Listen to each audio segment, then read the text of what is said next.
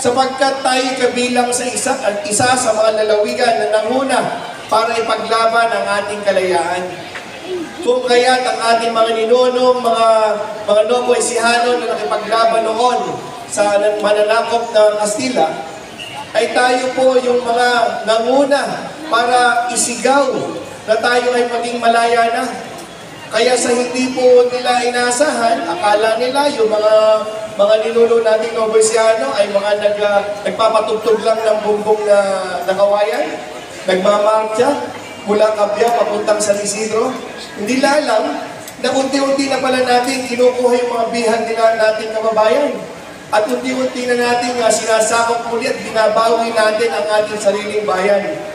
Kaya doon nagsimula, noong ika-2 ng Setyembre taong 1886. Yun po ang panahon na yun. Na kung saan ay talagang may pagmamalaki natin na tayo mga Novo Ecijano dahil kabilang po tayo sa sinag-araw na doon sa bandila ng Pilipinas. Nakakatrabaho na tayo ng malaya, gusto na natin pumunta sa ibang bansa. Di ba ba? Nakaka-apply na tayo. Kabahagi po yan ang kalayaang ating pong natamo. Kaya magandang araw po ang ating araw na ito dahil ating pong alalahanin at ipaalala sa ating mga sarili na tayo ay kabahagi ng kalayaan na ito.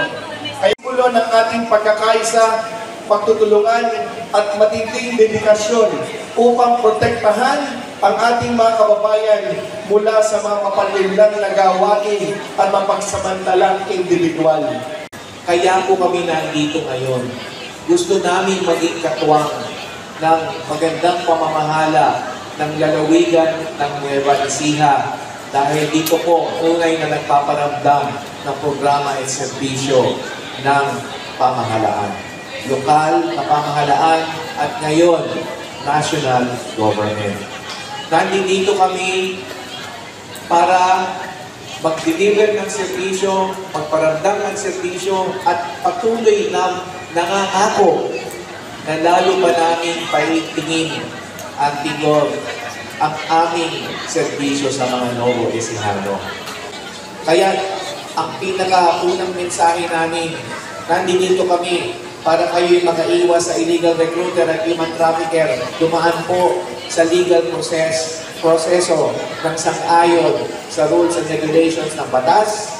Ceremonial signing of MOA ang magpapatibay at magproprotekta po sa lahat ng mga OFWs. And to our signatories,